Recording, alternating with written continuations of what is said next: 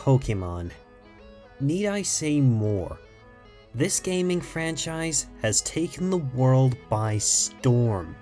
These games and its lovable cast of colorful creatures have captured the minds and hearts of kids and adults everywhere.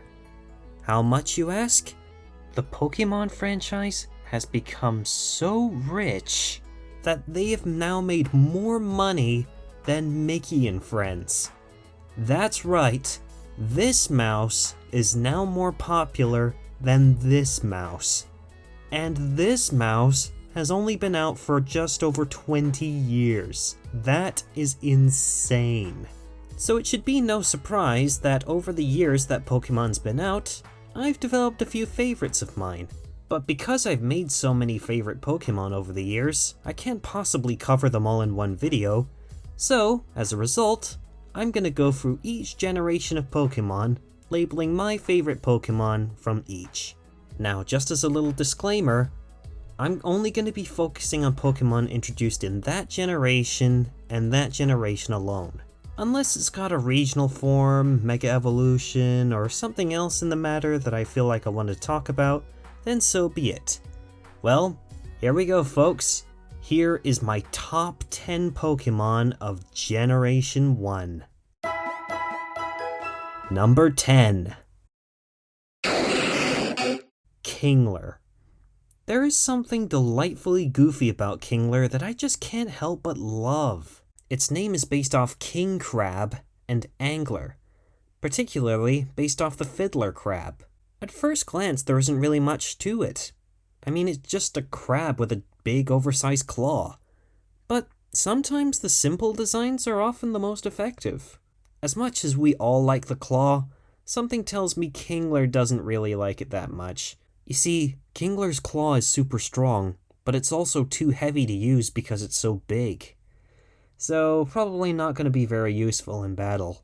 Outside of the fact that Ash has a Kingler, there's not really been much that's been done with Kingler in the past. Although it has gained a Gigantamax form in Pokemon Sword and Shield. I mean, just look at this thing. Its Gigantamax form is based off of giant Japanese spider crabs. Normally these crabs can grow to be as big as a car, but this thing, way bigger. It's got an acidic bubble beard, and that's something I never thought I'd say. But aside from these exceptions, there's not really much that can be done with Kingler. It's not really that special of a water type, but for what little was done with Kingler, I still appreciate it. Plus, in the anime, it's got one heck of a voice. What? What is that voice? Did Cookie Monster voice him? Cookie! Good lord, pray you don't hear that thing Gigantamaxed.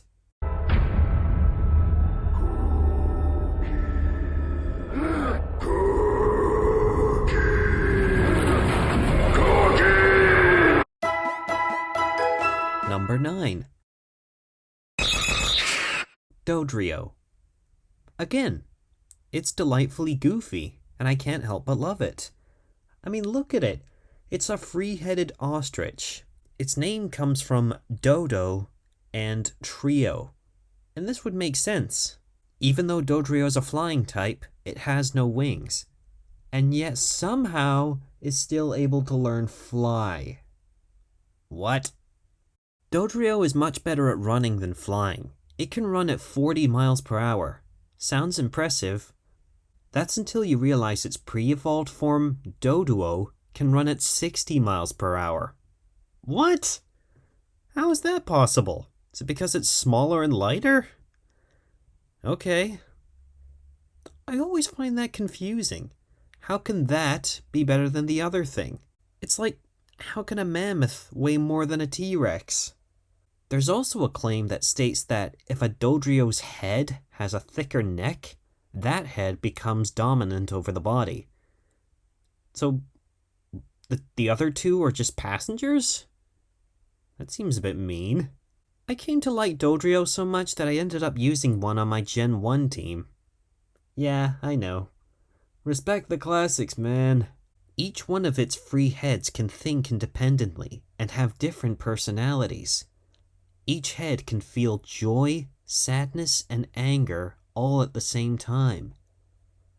Don't know how that works. It's almost like that Family Guy universe where everyone has two heads, one happy, one sad. I'd hate to hear what the angry one's like. I want you to know I love you.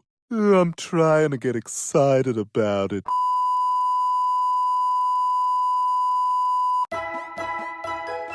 Number 8. Pikachu. Wait, what? Okay, I know, I'm sorry. I know I put the mascot at number 8, but hear me out. The reason Pikachu's on this list is because you can't have a top 10 list without him. I mean, Pikachu is Pokemon's mascot, right beside Eevee. Its name comes from Pika, the Japanese word for mouse, and Chew, the Japanese word for squeak. So, mouse squeak.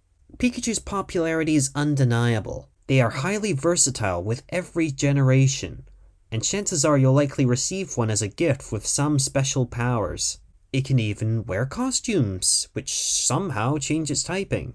Heck, in Pokemon Sword and Shield, it gains a Gigantamax form, which is reminiscent of its classic design. That is awesome. But the reason it's so low on this list is because there's just been other Pokemon from Generation 1 that I tend to use more often.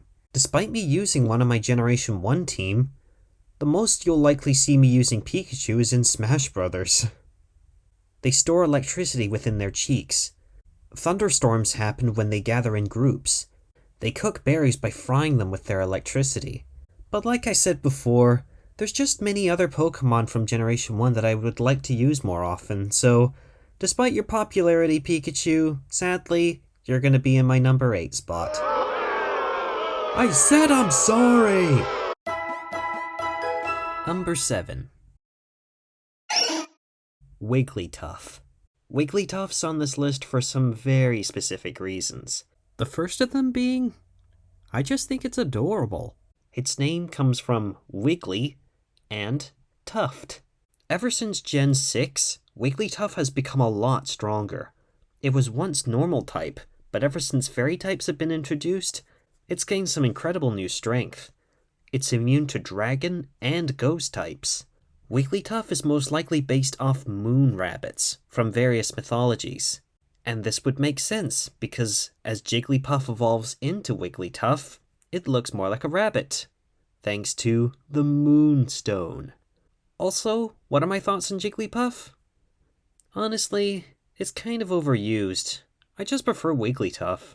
The reason I like Wigglytuff so much is because of Pokemon Mystery Dungeon Explorers of Sky. This version of Wigglytuff is hilarious. He's meant to be the guild master. He's just a childlike idiot. He is crazy. He falls asleep with his eyes open somehow. And yet somehow this guy is in charge of all these guys. What? Another reason that this Wigglytuff is so funny is because of my friend's voice acting. Oh, let's just say back in the day, me and my friends used to play Pokemon Mystery Dungeon Explorers of Sky. And, to make it even funnier, we decided to voice act a lot of the characters. Every single character in the game had a unique voice that we all provided. Here are some examples of some of the voices we gave the characters. Hey, hey, who are you? Hey, your business is appreciated. Are you still there? Target lost. Can I help you? Searching. Hey, it's me! It's all about the greater good. The greater good. How can this be for the greater good? The greater good. How can this be for the greater good? The greater good. Shut it! Trees. Oh, so good.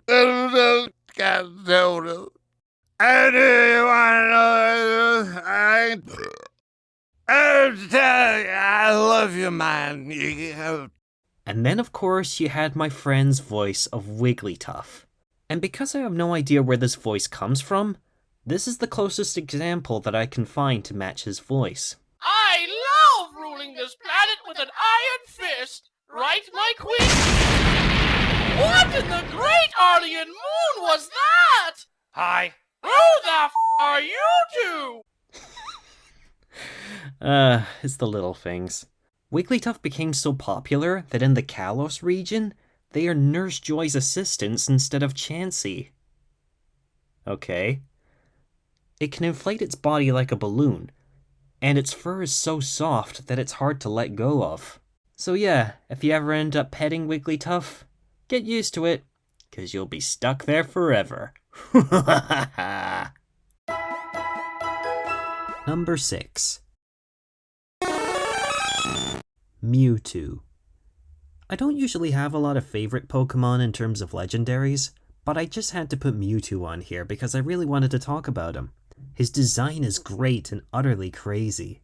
Plus, he's a great character in the Pokemon anime and movies. Plus, I bet you didn't know that a family friend of mine officially voiced Mewtwo in the first Pokemon movie. Yeah, you heard that right. A voice actor from the Pokemon anime is a friend of the family. Yeah, the jealousy is strong with you. Mewtwo was created by Gene Engineering to try and clone Mew, but as a result, they didn't create Mew and instead created something else in the form of Mewtwo. It was created for battle and only thinks of victory. It has a savage disposition due to the experiment going wrong. Mewtwo is so popular as a legendary, it not only gained one Mega Evolution in X and Y, but 2. Sheesh. As if one wasn't fan service enough. Mewtwo's psychic power is so strong that it can destroy a skyscraper with a single thought. So if it went shopping one day and forgot to buy the milk, poof, gone. Just like that. Don't mess with Mewtwo. Number 5. Exeggutor. Again, there's just something delightfully goofy about Exeggutor that I can't help but love. I was a big fan of grass types when I was younger, so it's no surprise that Exeggutor was among those few Pokemon that became a favorite of mine. Its name is based off of egg and executor. Of all things. Exeggutor is primarily based off of palm trees and coconut trees. In particular, it seems to be based off the Jinmenju, a yokai tree that grows human heads. In the Alola region, Exeggutor grows way taller, and appears to be based off of Dracania trees. So it's no surprise that with this sudden growth spurt, Alolan Exeggutor became a bit of a meme when it was first revealed. On top of that, it gains a dragon typing, which is honestly not much of an improvement. The original grass psychic type Exeggutor is pretty useful regardless. Believe it or not, all Exeggutor appear to come from Alola, but because the sun shines brighter in Alola, as a result, throughout the rest of the world it can't grow so tall, which is why most Exeggutor you see are short and stumpy. If one of its heads falls off, it becomes a lone Exeggcute.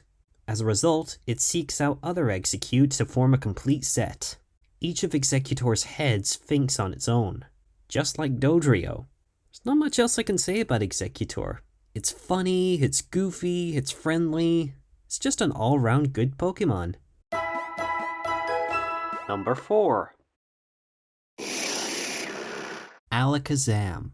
Alakazam is perhaps one of the most creative Pokemon out of all of Generation 1.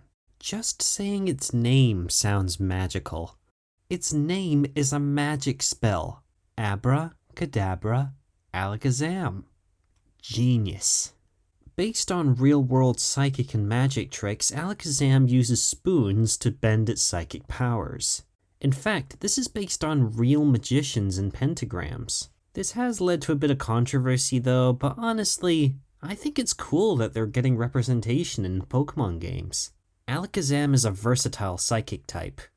I've used one multiple times across my teams over the years, including once in Generation 1 and in Generation 3. I was so proud of Alakazam getting a Mega Evolution in X and Y. It becomes stronger and more magical, and its IQ is over 5,000. No other human even comes close. That is supposedly smarter than a supercomputer. It never forgets anything. Its head is so heavy, and its body is too weak, so its psychic power is used to support it and lift it off the ground. Being near one causes headaches. The spoons that Alakazam creates in its forms are made through its psychic power. It even gives these spoons to people that it trusts. So, wait. Are the spoons a part of Alakazam's body? Isn't that essentially like pulling your hair out and giving it to someone? Ew. Aw, who am I kidding? I love Alakazam, and I look forward to using it whenever it's in the game. Number 3. Vileplume. Vileplume holds a special place in my heart. It's the first complex evolution I ever figured out for myself. So, you're playing the Game Boy version of Pokemon Red. You capture an Oddish. You evolve it into a Gloom. And one day, you look in your box and you see the Leaf Stone you collected. I figured, well, this isn't a potion, and apparently Gloom can use it, so I thought, yeah, use it there. All of a sudden, Gloom evolves and becomes Vileplume. I had never felt so proud in my whole life. Vileplume is just nostalgic for me. Its name comes from vile and plume. And this makes sense. It's based off the foul-smelling Rafflesia, a flower that smells like a rotten corpse. Ew. I used Vileplume on my Gen 1 team, and it even brought me to victory with the Elite Four. Vileplume helped me out a lot, because I started out with Charmander, so going up against the first 2 gyms was a bit of a pain. Luckily for me, I had Vileplume to help me to victory. The larger its petals are, the worse it smells. Every time it runs and takes a step, it scatters poisonous pollen wherever it goes. This pollen can trigger allergy attacks. And if you're not careful, it even devours prey that it poisons. Wait, this cute-looking flower thing, it eats things? It devours prey that it poisons with its pollen, and... Vileplume, what are you doing? Who am I kidding? I still love you, Vileplume. That's why one of you continues to live on the Powder Pelago. Number 2. Charizard. Its name comes from char and lizard. Charizard is just legendary. Charizard is perhaps one of my favorite of the Gen 1 starters. I mean, look at it! It's a freaking dragon! What trainer wouldn't want to have a dragon on their team? Primarily based off of Western dragons because of its flamethrower abilities, Charizard is just a powerhouse. It is so versatile. Nearly every generation gives you one as a gift. It has 2 Mega Evolutions. One of them becomes a dragon type. It gains a Gigantamax form, whose flame is over 3,600 degrees Fahrenheit. That's as hot as the Earth before its oceans formed. That is crazy. Even though Ash's Charizard starts off lazy and impulsive, it always comes to the rescue, and finally got the chance to come home. Charizard's popularity is incredible. Yeah, sure, some people like Venusaur and its simplicity, others like Blastoise and its water cannons coming out of its back, but sometimes you just can't help but marvel at the fact that you get a dragon as a starter. Charizard has been in nearly everything. It's been in manga, it's been in the anime, it's been in movies, video games, music videos, merchandise. The list can go on and on. If there's going to be something with Pokemon, chances are Charizard's going to be there as well. If the flame on Charizard's tail goes out, it dies. Its fire is hot enough to melt rock. Its flame burns brighter and whiter if it gets angry. There's also an interesting fact that it never hurts anything weaker than itself.